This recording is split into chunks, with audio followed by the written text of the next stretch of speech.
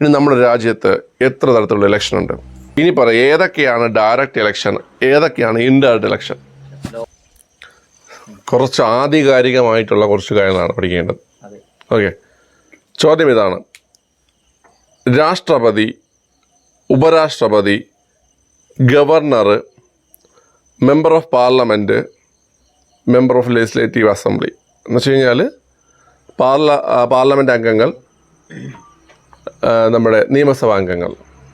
ഞാൻ ഇത്രയും പറഞ്ഞതിൽ ഒരു പൊസിഷൻ വ്യത്യസ്തമായതാണ്. അത് ഏതാണ്? എന്തുകൊണ്ട് താങ്കൾ ഗവർണർ ചൂസ് ചെയ്തു? സംസ്ഥാന നിയമസഭാ അംഗങ്ങൾ അങ്ങനെ വരത്തില്ലല്ലോ. ഞാൻ പറഞ്ഞ ഇതാണ്: രാഷ്ട്രപതി, ഉപരാഷ്ട്രപതി, ഗവർണർ, പിന്നെ പാർലമെന്റ് അംഗങ്ങൾ, നിയമസഭാ അംഗങ്ങൾ.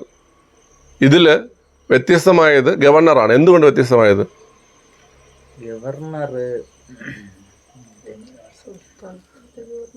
ആർക്ക് പറയാം? Yes, you said it man. Okay, ഇതിലിപ്പോൾ ഞാൻ പറഞ്ഞ ഇത്രയും പോസ്റ്റുകൾ,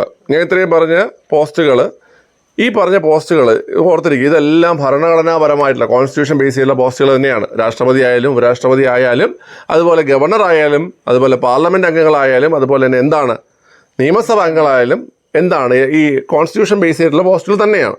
നമുക്കറിയാം, നമ്മുടെ രാജ്യത്തിൻ്റെ കാര്യനിർവഹണ വിഭാഗത്തിൻ്റെ, അതായത് എക്സിക്യൂട്ടീവിൻ്റെ തലവൻ ആരാണ്? രാഷ്ട്രപതിയാണ്. മനസ്സിലല്ലേ? നമ്മുടെ രാജ്യത്തിൻ്റെ അല്ലെങ്കിൽ കേന്ദ്ര കാര്യനിർവഹണ വിഭാഗത്തിൻ്റെ തലവൻ എന്നറിയപ്പെടുന്നത് രാഷ്ട്രപതിയാണ്. എന്നാൽ യഥാർത്ഥ തലവൻ ആരെന്ന് കേട്ടാൽ അത് പ്രധാനമന്ത്രിയാണ്. തലവൻ എന്ന് ചോദിച്ചു കഴിഞ്ഞാൽ രാഷ്ട്രപതി നമ്മൾ പഠിച്ചിട്ടുണ്ട്. യഥാർത്ഥ തലവൻ പ്രധാനമന്ത്രി. അതുപോലെ സംസ്ഥാനത്തെ കാര്യനിർവഹണ വിഭാഗത്തിന്റെ തലവൻ എന്നറിയപ്പെടുന്ന ആരാണ്? സ്റ്റേറ്റ് എക്സിക്യൂട്ടീവിന്റെ തലവൻ എന്നറിയപ്പെടുന്നത് ഗവർണറും. യഥാർത്ഥ തലവൻ എന്ന് എടുത്ത് ചോദിച്ചു കഴിഞ്ഞാൽ മുഖ്യമന്ത്രിയുമാണ്. അതായത് നമ്മുടെ രാജ്യത്തിന് രാഷ്ട്രപതി എങ്ങനെയാണോ അതിന് തുല്യമായ പദവിയാണ് സംസ്ഥാനങ്ങളിൽ ആര് വഹിക്കുന്നത്? ഗവർണർ വഹിക്കുന്നത്. പക്ഷെ ഗവർണറെ നമ്മൾ ഇലക്ഷനിലൂടെ അല്ല തിരഞ്ഞെടുക്കുന്നത്. മനസ്സിലായ? ബാക്കി ഞാൻ പറഞ്ഞ രാഷ്ട്രപതി ആയിക്കോട്ടെ, ഉപരാഷ്ട്രപതി ആയിക്കോട്ടെ, രാജ്യസഭ അംഗങ്ങളായിക്കോട്ടെ, ലോകസഭ അംഗങ്ങളായിക്കോട്ടെ, നിയമസഭാ അംഗങ്ങളായിക്കോട്ടെ, എന്തിന് തദ്ദേശ സ്വയംഭരണ സ്ഥാപനങ്ങളിലെ അംഗങ്ങളായിക്കോട്ടെ, എങ്ങനെയാണ് തിരഞ്ഞെടുക്കുന്നത്?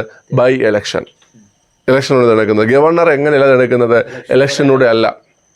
മനസ്സിലായ? അതുകൊണ്ടാണ് ഗവർണർ പദവി പല വിവാദങ്ങളും ഉണ്ടാക്കുന്നത്. മനസ്സിലായില്ലേ? ഇപ്പം നമുക്ക് ഇത് ഞാൻ വെറുതെ പറഞ്ഞല്ല, ഇതൊരു ചോദിച്ച ചോദ്യമാണ്. മനസ്സിലായില്ലേ?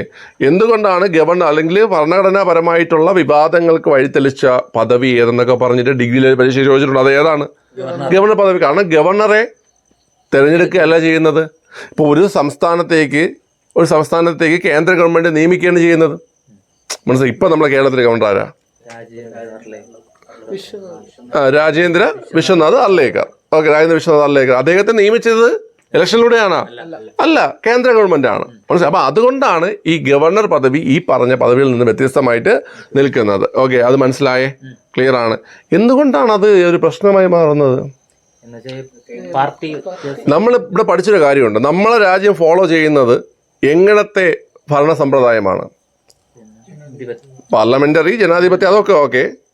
ഈ കേന്ദ്ര സർക്കാർ, സംസ്ഥാന സർക്കാർ നമ്മൾ പറയുന്നത് ഫെഡറൽ, പൂർണ്ണമായ ഫെഡറൽ ആണോ? അർദ്ധ ഫെഡറൽ സമ്പ്രദായം അല്ലേ? കോസി ഫെഡറൽ സമ്പ്രദായമാണ് നമ്മൾ എന്ത് ചെയ്യുന്നത്? ഫോളോ ചെയ്യുന്നത് അല്ലേ? കോസി ഫെഡറൽ എന്ന് പറഞ്ഞത് KCVR, അതൊക്കെ ഓർമ്മയുണ്ടല്ലോ. കോസി ഫെഡറൽ എന്ന് പറയുമ്പോൾ തന്നെ ശക്തമായ കേന്ദ്ര ഗവൺമെന്റോട് കൂടിയ കോസി ഫെഡറൽ. സെൻട്രൽ ഗവൺമെന്റ് ശക്തമാണ് നമ്മുടെ രാജ്യത്ത്. എന്നാലും സ്റ്റേറ്റ് ഗവൺമെന്റിന് അതിൻ്റെതായ അധികാരങ്ങളും പവറുകളും ഉണ്ട് ഇല്ലേ? സ്റ്റേറ്റ് ഗവൺമെന്റിന് അതിൻ്റെതായ അധികാരങ്ങളും പവറുകളും ഉണ്ട്. ഈ അധികാരങ്ങളും പവറുകളുമുള്ള സ്റ്റേറ്റ് ഗവൺമെന്റിന്റെ തലവനായിട്ട് അല്ലെങ്കിൽ സ്റ്റേറ്റ് എക്സിക്യൂട്ടീവിന്റെ തലവനായിട്ട് സെൻട്രൽ ഗവൺമെന്റ് ആരെ പോസ്റ്റ് ചെയ്യുന്നു? ഗവർണറെ പോസ്റ്റ് ചെയ്യുന്നു. സെൻട്രൽ ഗവൺമെന്റ് ഇഷ്ടപ്പെടുന്ന ആളാണ് ഗവർണർ സ്ഥാനത്തേക്ക് വരുന്നത്. അപ്പൊ അതൊക്കെ കൊണ്ടാണ് ഗവർണർ പദവി വിവാദങ്ങളായി. ഇപ്പൊ തന്നെ നമ്മുടെ കേരളത്തിനൊന്ന് ആലോചിച്ച് നോക്ക്.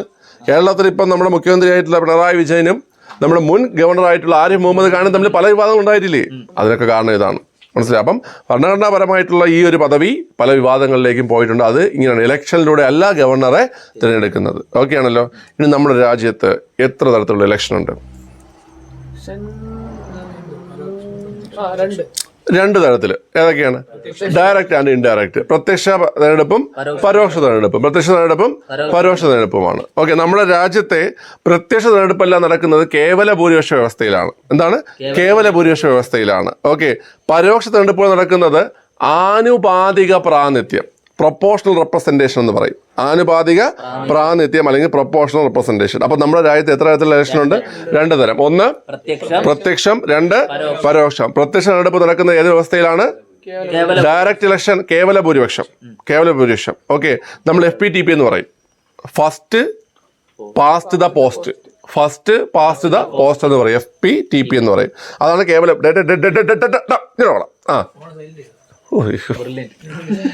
ആത്മാർത്ഥയുടെ നിറകുംഭമേ ശ്രദ്ധിച്ചിരിക്കുക. ഓക്കെ, പോയി. ഇൻഡയറക്റ്റ് ഇലക്ഷൻ നടക്കുന്നത് ഏത് വ്യവസ്ഥയില്ല? ആനുപാതിക പ്രാതിനിധ്യം അല്ലെങ്കിൽ പ്രൊപ്പോർഷണൽ റെപ്രസെന്റേഷൻ എന്ന സിസ്റ്റത്തിലൂടെയാണ്. കിട്ടിയേ? ഇത്രയും കിട്ടി. ഇനി പറയാം ഏതൊക്കെയാണ് ഡയറക്റ്റ് ഇലക്ഷൻ, ഏതൊക്കെയാണ് ഇൻഡയറക്റ്റ് ഇലക്ഷൻ. ലോകസഭ ഡയറക്റ്റ് ആണോ? ലോകസഭ ഡയറക്റ്റ് ആണ്. ഓക്കെ, നിയമസഭ ഡയറക്റ്റ് ആണോ? ഡയറക്റ്റ് ആണ്. തദ്ദേശ സ്വയംഭരണ സ്ഥാപനങ്ങൾ ഡയറക്റ്റ് ആണോ? നമ്മൾ ഏതൊക്കെ ഇലക്ഷനാണ്? നമ്മൾ സാധാരണക്കാരനായ ജനങ്ങളല്ലേടാ, അല്ലേ? നമ്മൾ ഏതൊക്കെ ഇലക്ഷൻ വോട്ട് ചെയ്യും? നമ്മൾ ലോകസഭ ഇലക്ഷൻ 2024 നമ്മൾ ലോകസഭ ഇലക്ഷൻ വോട്ട് ചെയ്തു. ഈ വർഷം 2025 പഞ്ചായത്ത് ഇലക്ഷൻ വരുന്നുണ്ട്, നമ്മൾ അതിനും പോയി വോട്ട് ചെയ്യും, അല്ലേ? അതിനുശേഷം 2026 നിയമസഭ ഇലക്ഷൻ വരുന്നുണ്ട്, ഇതിനും നമ്മൾ വോട്ട് ചെയ്യും. അപ്പൊ ഡയറക്റ്റ് ഇലക്ഷൻ ഏതൊക്കെയാന്ന് കേട്ട് കഴിഞ്ഞാൽ ലോകസഭ ഇലക്ഷൻ ഡയറക്റ്റ് ഇലക്ഷൻ ആണ്. നിയമസഭ ഡയറക്റ്റ് ഇലക്ഷൻ ആണ്. തദ്ദേശ സ്വയംഭരണ സ്ഥാപനങ്ങളിലേക്കുള്ള ഇലക്ഷനും എന്താണ്? ഡയറക്റ്റ്. അപ്പൊ നമ്മുടെ രാജ്യത്തെ പ്രധാനപ്പെട്ട പ്രത്യക്ഷ തെരഞ്ഞെടുപ്പുകൾ 3 ലോകസഭ, നിയമസഭ, തദ്ദേശ സ്വയംഭരണ സ്ഥാപനങ്ങൾ. സെറ്റാണ്. ഇൻഡയറക്റ്റ് ഏതൊക്കെ? നമ്മൾ വോട്ട് ചെയ്യാത്ത ഇലക്ഷൻ ഇൻഡയറക്റ്റ് ആണ്. രാഷ്ട്രപതി ഇലക്ഷൻ നമുക്ക് വോട്ട് ചെയ്യാൻ പറ്റൂടെ? പറ്റൂല. ഉപരാഷ്ട്രപതി ഇലക്ഷൻ നമുക്ക് വോട്ട് ചെയ്യാൻ പറ്റുമോ? ഇല്ല. രാജ്യസഭ ഇലക്ഷൻ നമുക്ക് വോട്ട് ചെയ്യാൻ പറ്റുമോ? ഇല്ല. അപ്പൊ ഇതൊക്കെയാണ് പ്രധാനപ്പെട്ട indirect election. Okay, Dinesh Goswami commission കേട്ടുണ്ടോ ഈ പേര്? ദിനേശ് ഗോസ്വാമി കമ്മീഷൻ അല്ലെങ്കിൽ കമ്മിറ്റി, ഈ പേര് കേട്ടുണ്ടോ? ദിനേശ് ഗോസ്വാമി കമ്മിറ്റി എന്താണ്? Dinesh Goswami committee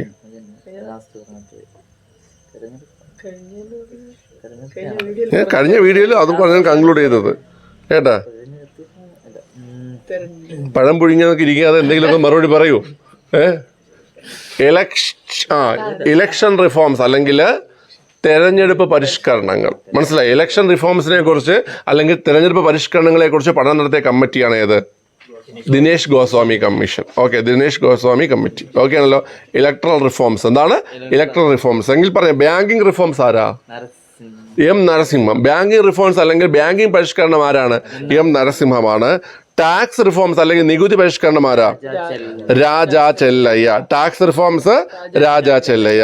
insurance reforms അല്ലെങ്കിൽ ഇൻഷുറൻസ് പരിഷ്കരണം മൽഹോത്ര. ഇൻഷുറൻസ് പരിഷ്കരണം മൽഹോത്ര. ഓക്കെ, അപ്പൊ electoral reforms Dinesh Goswami. Banking reforms M Narasimham. Tax reforms നികുതി പരിഷ്കരണം രാജാ ചെല്ലയ്യ. ഇൻഷുറൻസ് റിഫോംസ് അല്ലെങ്കിൽ ഇൻഷുറൻസ് പരിഷ്കരണം മൽഹോത്ര. നമ്മളടുത്ത് ഇൻഷുറൻസ് എടുക്കാമോ എന്ന് ചോദിക്കുമ്പോൾ നീ എന്ത് ചോദിക്കും? എത്ര പ്രീമിയം, എത്ര ഇൻഷുറൻസ്, എത്ര മൽഹോത്ര.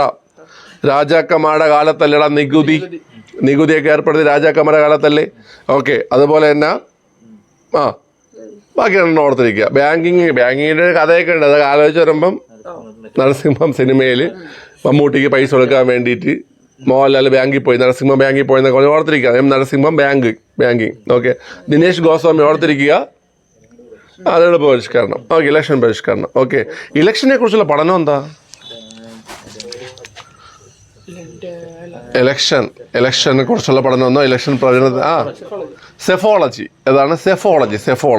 ഇലക്ഷനെ കുറിച്ചുള്ള പഠനം സെഫോളജിയാണ്. നെഫോളജി എന്താ? നെഫോളജി മേഘങ്ങളെ കുറിച്ചുള്ള പഠനമാണ് nephology. You guys are so brilliant കേട്ടോ. കൈ പഠിച്ചാകും. അപ്രിസിയേഷൻ തരുമ്പോഴെങ്കിലും അത് നേരെ സ്വീകരിക്കാൻ പഠിക്കടാ. ഓക്കെ, എന്താടാ? ഒന്നുമില്ല. ഓക്കെ, നമുക്ക് ഇൻഡയറക്റ്റ് ഇലക്ഷൻ നോക്കാം. ആദ്യം പറഞ്ഞത് രാഷ്ട്രപതി ഇലക്ഷൻ നമുക്ക് വോട്ട് ചെയ്യാൻ പറ്റൂല. മനസ്സിലായ?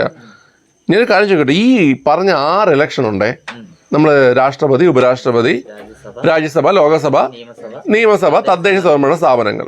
ഇതാരാ നടത്തുന്നേ? ഇതാരാ കൺട്രോൾ ചെയ്യുന്നേ? ഏതാണ് കമ്മീഷൻ? ഇല്ല, 6 എണ്ണം പറഞ്ഞതില് 5 എണ്ണം കേന്ദ്ര തെരഞ്ഞെടുപ്പ് കമ്മീഷൻ, 1 എണ്ണം മാത്രം തദ്ദേശ സ്വയംഭരണ സ്ഥാപനങ്ങളിലേക്കുള്ള ഇലക്ഷൻ മാത്രം സംസ്ഥാന ഇലക്ഷൻ കമ്മീഷൻ. നിങ്ങൾക്ക് അറിയാം. അതായത് സംസ്ഥാന നിയമസഭാ ഇലക്ഷൻ നടത്തുന്നതും ആരാണ്? കേന്ദ്ര തെരഞ്ഞെടുപ്പ് കമ്മീഷനാണ്. മനസ്സിലായ? കേരളത്തിലെ നിയമസഭാ ഇലക്ഷൻ നടത്തുന്നത് കേന്ദ്ര തെരഞ്ഞെടുപ്പ് കമ്മീഷൻ. ഈ സംസ്ഥാന ഇലക്ഷൻ കമ്മീഷൻ ഒറ്റ ജോലിയേ ഉള്ളൂ, തദ്ദേശ സ്വയംഭരണ സ്ഥാപനങ്ങളിലേക്കുള്ള ഇലക്ഷൻ നടത്തുക. തദ്ദേശ സ്വയംഭരണ സ്ഥാപനങ്ങളിലേക്ക് ഇലക്ഷൻ നടത്തുന്ന ആരാണ്? സംസ്ഥാന ഇലക്ഷൻ കമ്മീഷൻ. സെറ്റാണ്. ഓക്കെ, ശരി. അപ്പം നമുക്ക് ഇനി ഇങ്ങോട്ട്, അതായത് രാഷ്ട്രപതി ഇലക്ഷൻ ആയാലും ഉപരാഷ്ട്രപതി ഇലക്ഷൻ ആയാലും ശരി എന്നെ നടത്തുന്ന ആരാ? കേന്ദ്ര ഇലക്ഷൻ കമ്മീഷനാണ്. ഓക്കെ, രാഷ്ട്രപതി ഇലക്ഷൻ വോട്ട് ചെയ്യുന്ന ആരാണ്ടാ?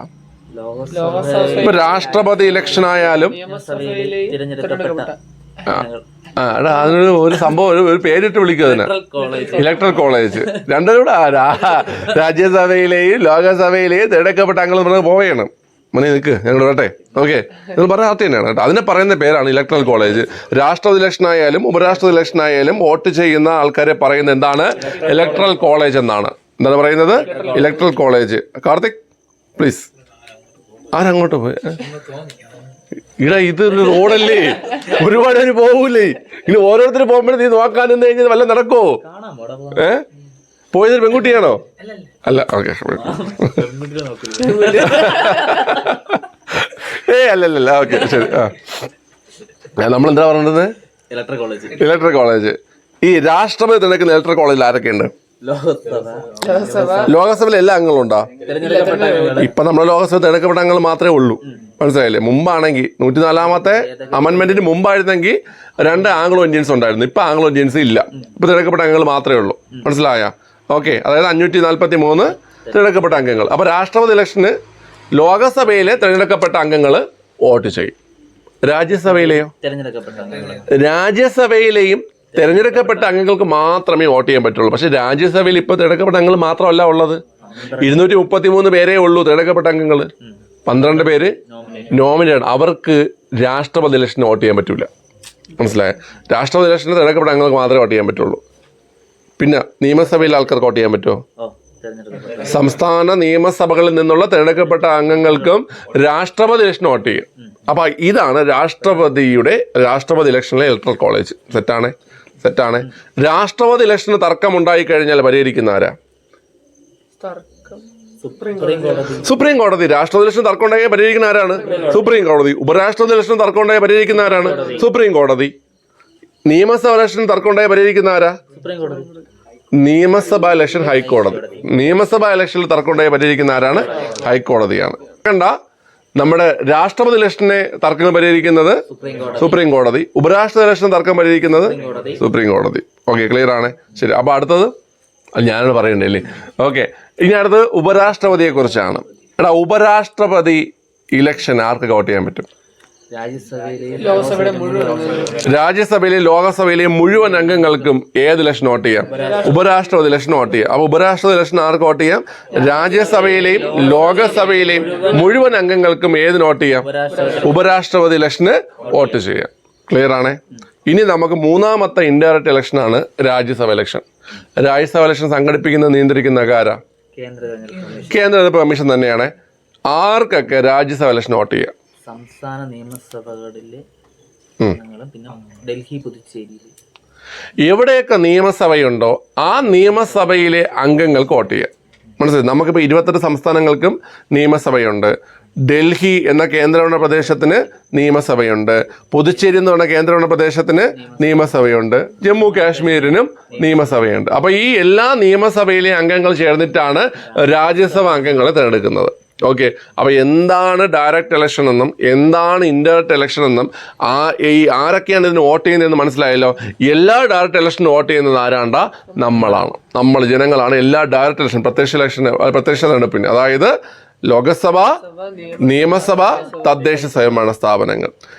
ഡയറക്റ്റ് ഇലക്ഷനിൽ ഉപയോഗിക്കുന്ന സിസ്റ്റം കേവല ഭൂരിപക്ഷ വ്യവസ്ഥ അല്ലെങ്കിൽ FPTP, first past the post എന്ന സിസ്റ്റമാണ്. ഇൻഡയറക്റ്റ് ഇലക്ഷന് വോട്ട് ചെയ്യുന്നത് നമ്മളല്ല, അല്ലേ? ഇപ്പൊ രാഷ്ട്രപതിക്ക് ഒരു ഇലക്ട്രൽ കോളേജ് ഉണ്ട്, ഉപരാഷ്ട്രപതിക്ക് ഒരു ഇലക്ട്രൽ കോളേജ് ഉണ്ട്. അതുപോലെ രാജ്യസഭ അംഗങ്ങൾക്ക് വേണ്ടിയിട്ട് വോട്ട് ചെയ്യുന്നത് നിയമസഭകളിലെ, ഇന്ത്യയിലെ നിയമസഭകളിലെ അംഗങ്ങളാണ്.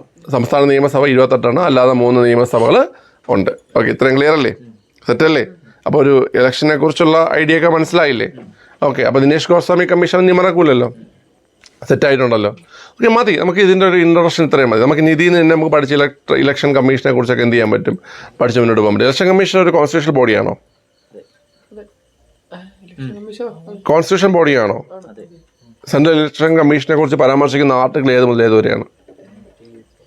കേന്ദ്ര ഇലക്ഷൻ കമ്മീഷനെ കുറിച്ച് പരാമർശിക്കുന്ന ആർട്ടിക്കിൾ ഏത് മുതൽ ഏത് വരെ? 324 തുടങ്ങി 329 വരെ. 324 മുതൽ 329 വരെയാണ് ഏതിനെ കുറിച്ച് പറയുന്നത്? കേന്ദ്ര തെരഞ്ഞെടുപ്പ് കമ്മീഷൻ. അതൊരു കോൺസ്റ്റിറ്റ്യൂഷൻ ബോഡിയാണ്. എന്നാൽ സ്റ്റേറ്റ് ഇലക്ഷൻ കമ്മീഷൻ കോൺസ്റ്റിറ്റ്യൂഷൻ ബോഡിയാണോ അല്ലേ? സംസ്ഥാന ഇലക്ഷൻ കമ്മീഷൻ കോൺസ്റ്റിറ്റ്യൂഷൻ ബോഡിയാണോ അല്ലേ? സംസ്ഥാന ഇലക്ഷൻ കമ്മീഷൻ ഫോം ചെയ്തിരിക്കുന്നത് ഏത് ഭേദഗതി പ്രകാരമാണ്?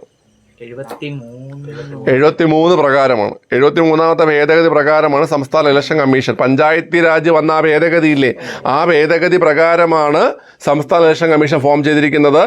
ആർട്ടിക്കിൾ 243 കെയിലും 243 ഇസഡിലും 243 കെയിലും 243 ഇസഡിലുമാണ് ഏതിനെ കുറിച്ച് പറയുന്നത്? സംസ്ഥാന ഇലക്ഷൻ കമ്മീഷനെ കുറിച്ച് പറയുന്നത്. മനസ്സിലായ? ഓക്കെ, അപ്പം 241 കെയിലും 241 ഇസഡിലുമാണ് എന്തിനെ കുറിച്ച് പറയുന്നത്? സംസ്ഥാന ഇലക്ഷൻ കമ്മീഷൻ. അപ്പോൾ ഇത് രണ്ടും കോൺസ്റ്റിറ്റ്യൂഷൻ ബോഡീസ് ആണ്. അപ്പോൾ നമുക്ക് അതിനെക്കുറിച്ചും പിന്നെ ഇവിടെ ചുമതലയെക്കുറിച്ചും ഒക്കെ എന്ത് ചെയ്യാണ്ട് നമുക്ക് പഠിക്കാറുണ്ട്. ഓക്കെ, അതൊക്കെ നമ്മൾ മുന്നോട്ട് പോകുന്ന സമയത്ത് എന്ത് ചെയ്യും, പഠിക്കും. ഞാൻ ഒരു ചോദ്യം ചോദിച്ചുകൊണ്ട് ഞാൻ വൈൻഡ് അപ്പ് ചെയ്യുകയാണ്. അതിന് ഉത്തരം പറഞ്ഞു കഴിഞ്ഞാൽ നമുക്ക് ഇതിൻ്റെ കണ്ടിന്യൂഷൻ അടുത്ത ക്ലാസ്സിൽ പഠിക്കാം. ഓക്കെ, ചോദ്യം ഇതാണ്: നമ്മുടെ രാജ്യത്ത് സംവരണ മണ്ഡലങ്ങൾ തീരുമാനിക്കുന്നത് ആരാണ്? തെരഞ്ഞെടുപ്പ് കമ്മീഷനാണോ? സംവരണ മണ്ഡലങ്ങൾ തീരുമാനിക്കുന്നത്, അല്ലെങ്കിൽ സംവരണ മണ്ഡലങ്ങൾ അതിര് തർക്കോ? യെസ്, ഡീലിമിറ്റേഷൻ കമ്മീഷൻ അല്ലെങ്കിൽ അതിർത്തി പുനർനിർണയ കമ്മീഷൻ. ഡീലിമിറ്റേഷൻ കമ്മീഷൻ അല്ലെങ്കിൽ അതിർത്തി പുനർനിർണയ കമ്മീഷൻ. അതിനുള്ള അധികാരം ആർക്കില്ല? ഇലക്ഷൻ കമ്മീഷനില്ല. സംവരണ മണ്ഡലങ്ങൾ തീരുമാനിക്കുന്നത്, ലോകസഭാ മണ്ഡലങ്ങളുടെ എണ്ണം തീരുമാനിക്കുന്നത്, നിയമസഭാ മണ്ഡലങ്ങളുടെ എണ്ണം തീരുമാനിക്കുന്നത്, അതുപോലെ തന്നെ തദ്ദേശ സ്വയംഭരണ സ്ഥാപനങ്ങളിലെ വാർഡുകളുടെയും മറ്റും എണ്ണം തീരുമാനിക്കുന്നതും ആര് തന്നെയാണ്? ഡീലിമിറ്റേഷൻ കമ്മീഷൻ തന്നെയാണ്. മനസ്സിലായ? ഓക്കെ, അപ്പോൾ ഇതൊക്കെയാണ് നമുക്ക് അടുത്ത ക്ലാസ്സിൽ പഠിക്കേണ്ടത്. അപ്പോൾ ഓർത്ത് വെച്ചോണം, സംവരണ മണ്ഡലങ്ങൾ തീരുമാനിക്കാനുള്ള അധികാരം ആർക്കില്ല? ഇലക്ഷൻ കമ്മീഷനില്ല. മനസ്സിലായ? ഓക്കെ, ലോകസഭാ മണ്ഡലങ്ങളുടെ എണ്ണം അല്ലെങ്കിൽ അതിൻ്റെ വിസ്തൃതി വർദ്ധിപ്പിക്കുന്ന കാര്യങ്ങളൊക്കെ തീരുമാനിക്കുന്നത് അതിർത്തി നിർണയ കമ്മീഷൻ, അതിർത്തി പുനർനിർണയ കമ്മീഷൻ അല്ലെങ്കിൽ ഡീലിമിറ്റേഷൻ കമ്മീഷൻ എന്ന് പറയും കേട്ടോ. എന്തിൻ്റെ അടിസ്ഥാനത്തിലാണ് ഈ മണ്ഡലങ്ങൾ തീരുമാനിക്കുന്നത്? ജനസംഖ്യയ്ക്ക് ആനുപാതികമായിട്ടാണ്. ഓക്കെ അല്ലേ? ശരി, അപ്പം നമ്മൾ ഇത്രയും വെച്ച് നമ്മൾ വൈൻഡ് അപ്പ് ചെയ്യുകയാണ്. നമുക്ക് ബാക്കിയുള്ള കാര്യങ്ങൾ അടുത്ത ക്ലാസ്സിൽ പഠിക്കാം. Okay, bye. മതി.